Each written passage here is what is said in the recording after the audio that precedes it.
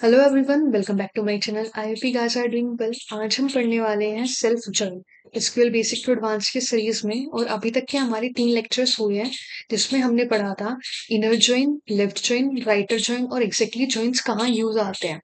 अब जो इस लेक्चर में हमें पढ़ना है वो है सेल्फ जॉइन क्या होते हैं, उसका सिंटेक्स देखना है, फिर हम उसकी प्रैक्टिस करेंगे। फिर आपको अपने आप ट्राई करना है कि आप एक सिंगल टेबल में सेल्फ जॉइन कैसे अप्लाई कर सकते हो। जो हम इसके अलावा जॉइंस पढ़ रहे थे उसमें क्या था, हम मल्टीपल टेबल्स को यूज करते थे, ज्वाइन करते थे और कोई एक डेटा लेकर आते थे। सेल्फ ज्वाइन हमें उस केस में यूज करना है जहाँ पे टेबल को खुद के साथ ज्वाइन करना होगा, तभी इसका नाम सेल्फ है। सेल्फ मतलब खुद के साथ ही टेबल अपने आप को ज्वाइन करेगी और कोई रिजल्ट देगी। जैसे मान लो अगर टेबल में ए टेबल है और उसमें 1 2 3 4 डेटा है, वहीं जब वो खुद से ज्वाइन होगी 1 2 3 4 डेटा के साथ, तो वो रिजल्ट में भी 1 2 3 4 ही देने वाली है। लेकिन इसमें क्या होती है कि सेल्फ जॉइन जो है ना, एक रेगुलर जॉइन की तरह है कि मतलब तुम अपने आप से ही टेबल को ज्वाइन कर रहे हो।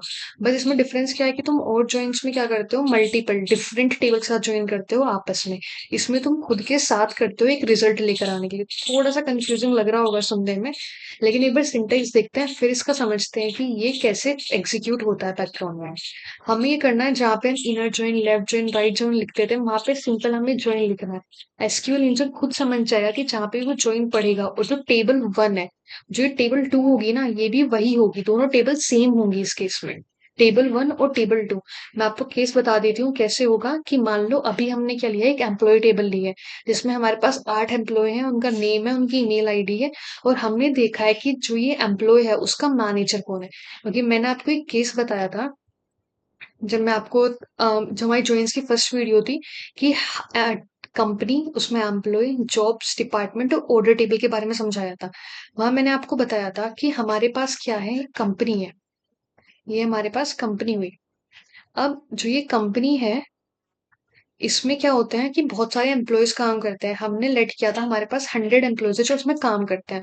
अब जो वो एम्प्लॉयज हैं इसमें काम करने वाले, उनकी कुछ पोजीशंस होती हैं कि वो क्या किस पोजीशन पे है कंपनी के अंदर। कोई सीटीओ हो सकता है, सीईओ हो सकते हैं। सीटीओ के अंदर उसके मतलब मैनेजर्स आ सकते हैं जो मैनेज करते हैं। फिर टीम लीडर्स आ सकते हैं, टीम लीडर के अंदर टीम होती है। टीम में कुछ सीनियर डेवलपर्स होते हैं या जो सीनियर लेवल पर होते हैं। उसके बाद जूनियर्स होते हैं जिसमें मुश्किल से 1 या 2 साल हुआ होता है। फिर हमारे आते हैं इंटर्न्स जो कि पार्ट टाइम काम कर रहे होते हैं या फिर जिनकी स्टार्टिंग होती है कि वो काम कर पाएंगे या नहीं कर पाएंगे, वो होते हैं इंटर्न्स। अब ये सारे क्या है तो एम्प्लॉय।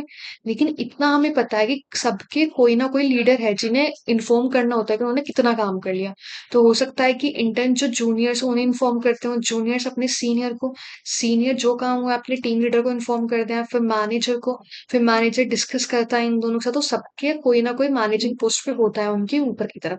कोई 1 या 2% ऐसे होंगे जिनका कोई भी लीडर नहीं होगा, क्योंकि या तो उनकी खुद की कंपनी ओन करते होंगे वो, या फिर वो इंडिपेंडेंट डिसीजन मेकर होंगे उस कंपनी में। अब जब कोई टेबल हम अगर बनाएंगे किसी कंपनी की, तो हम उसमें ये थोड़ी ना मेंशन करेंगे कि ये हमारी सिर्फ सीटीओ की टेबल है, ये हमारी मैनेजर की टेबल है, टीएल की। तो हम क्या करते हैं, हम एक सिंगल टेबल क्रिएट करते हैं एम्प्लॉयज के, जिसमें उनकी आईडी होती है, नेम होता है उनका, किस जॉब में है, किस डिपार्टमेंट से बिलोंग कर रहे हैं, क्या उनकी ईमेल है। तो ये सब डिटेल्स होते हैं। हम क्या करते हैं, उसमें एक अलग से मैनेजर आईडी कॉलम बना देते हैं जिसमें ये पता लग जाएगा कि उसके मैनेजर की आईडी क्या है। तो मैं अगर यहाँ पे एग्जांपल लूँ आपके लिए, कि मान लो कि पहले उसमें कोई बंदा आया जिसका नाम है राम। वो जॉब करता है आईटी के, उसमें आईटी डिपार्टमेंट उसका आईटी है, और वो बैकएंड डेवलपर है बाई चांस, ठीक है। और उसकी ईमेल होगी राम@, कुछ। और इसका मैनेजर कोई नहीं है, तो इससे क्या समझ में आता है कि ये इंडिपेंडेंट डिसीजन मेकर है बैकएंड की टीम में। तो ये किसी को इन्फॉर्म नहीं करता, जो भी डिसीजन होते हैं ये देता है दूसरों को एग्जीक्यूट करने के लिए। वहीं कोई 5th नंबर पे है जिसका नाम है श्याम, और वो भी बैकएंड में ही काम करता है, आईटी डिपार्टमेंट से उसकी ईमेल होगी। उसका मैनेजर है 1। ऐसे ही एक और है जो कि बाद में आया होगा, मान लो 10 पर आया, और ये मैं मान लेती हूँ रितु। जॉब क्या करती है, बैकएंड में ही है, आईटी डिपार्टमेंट में, ईमेल होगी, और ये इसका मैनेजर कौन है, 1। राम ही इसका मैनेजर है। अब हो सकता है कि इसके अंडर में कुछ लोग काम करते हो जो कि आए होंगे बाई चांस 23 आईडी पे। तो 23 में मान लो अगर आर्यन आया है और ये सेम फील्ड है, लेकिन ये जो इंफॉर्मेशन देता है अपने काम की, वो देता है 5 को, मतलब श्याम को। ऐसे ही 32 पे कोई आया होगा, मैं इसमें नाम ले लेती हूँ इनका।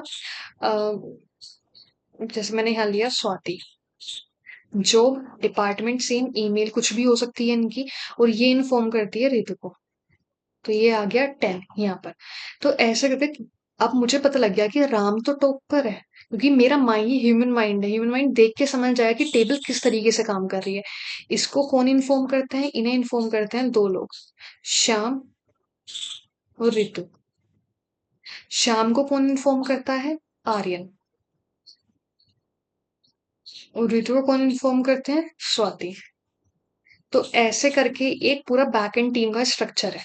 अब ये तो ह्यूमन माइंड ने समझ लिया, लेकिन जब कोई कंप्यूटर को हमें समझाना हो, कुछ कोड करना पड़ेगा, तो हमें क्या करना पड़ेगा? इसी टेबल में से एंट्रीज, हमें जो वन से जो डेटा आ रहा है हमारा, वो किस टेबल के थ्रू आ रहा है? जो हमारी एम्प्लॉय ही टेबल है।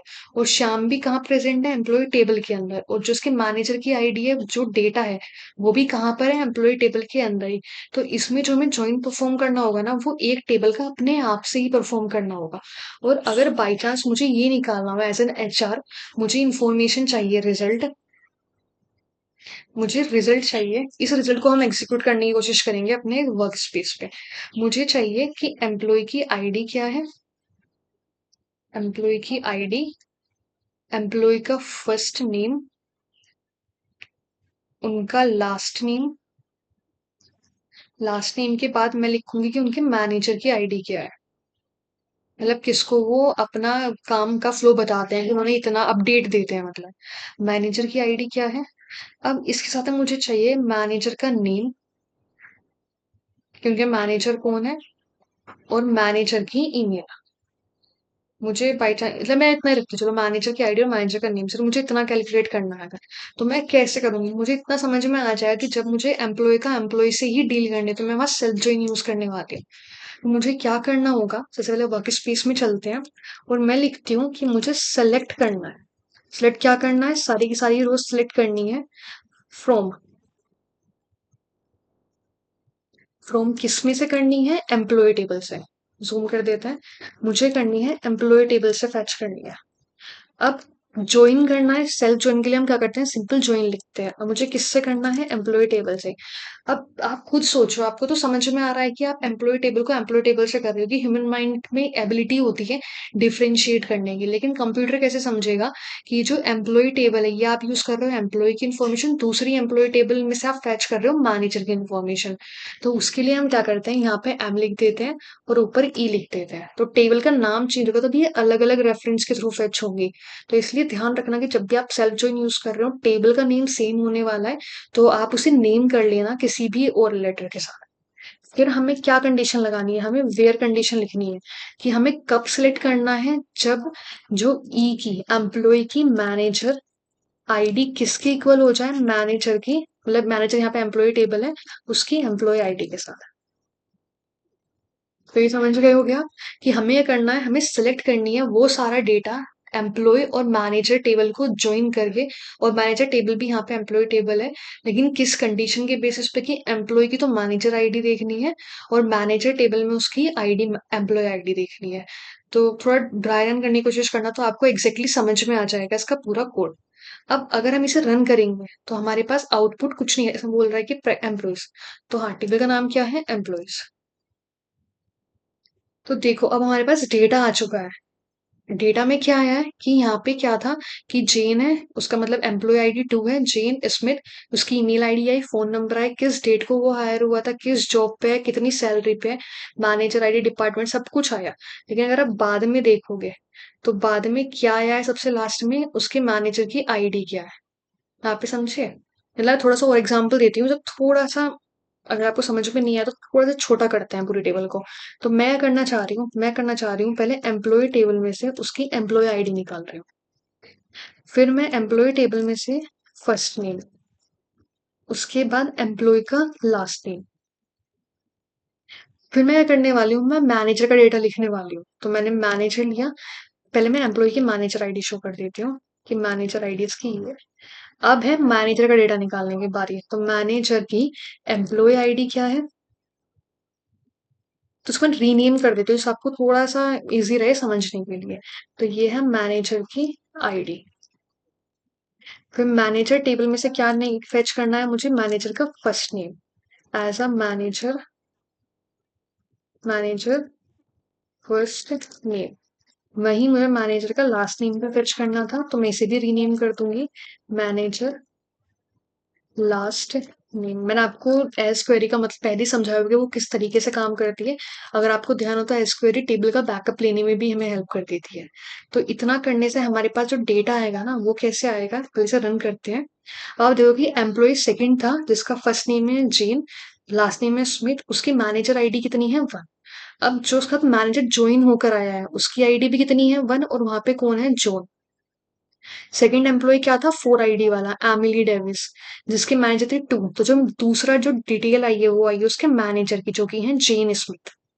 तो ये हुआ हमारा किसी भी एम्प्लॉय का मैनेजर निकालने के लिए। इसमें हमने क्या किया है दोनों टेबल जो है वो सेम टेबल्स है जिन्हें ज्वाइन किया। तो जब हम किसी टेबल को खुद से ज्वाइन करते हैं तो उसे हम बोलते हैं सेल्फ चेक। अब इसमें क्या हुआ है 85 रोज आई हैं। 85 रोज क्यों आई हैं? क्योंकि कुछ लोग ऐसे होंगे जिनके मैनेजर ही नहीं है तो वो इन्होंने यहाँ पे कैलकुलेट ही नहीं किया। तो ये है हमारा सेल्फ ज्वाइन। अगर आपको ये कोड चाहिए हो तो मैंने यहाँ पे लिखा हुआ है, आप ट्राई कर सकते हो कॉलम का नेम चेंज करके या फिर किसी और बेसिस पे आप ज्वाइन भी कर सकते हो टेबल को। इसमें आपके लिए एक होमवर्क होगा अगर आप करना चाहो तो एक टेबल क्रिएट करना है एम्प्लॉय की जिसमें इसमें सिटी भी हो। तो सिटी के बाद आप क्या कर सकते हो वो सारी रोज फेच करना जहाँ पे एम्प्लॉयज की सिटी जो है ना वो सेम हो। तो जब आप कोई कंडीशन लगाओगे सिटी और जब आप एम्प्लॉयज को आपस में सेल्फ ज्वाइन अप्लाई करोगे सिटी कॉलम के बेसिस पे तो कैसे डेटा अरेंज होना चाहिए कि जो सेम सिटी से हैं वो ऊपर आ जाए, फिर दूसरी सिटी वाले फिर तीसरी सिटी वाले। तो आप चाहे तो इसे होमवर्क में कर सकते हो वरना मैं आपको कभी किसी नेक्स्ट वीडियो में करा दूंगी।